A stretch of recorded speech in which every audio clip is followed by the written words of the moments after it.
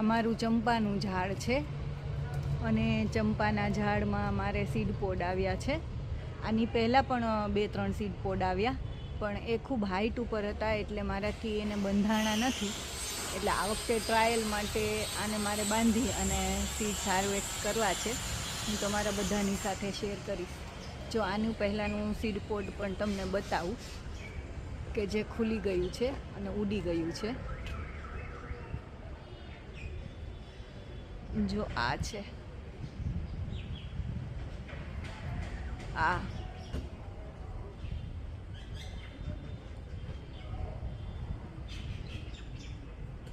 દેખાય છે, એ ખુલી ગયું છે. એવી રીતના 2-3 સીડ પોડ આવીને ખુલી ગયા.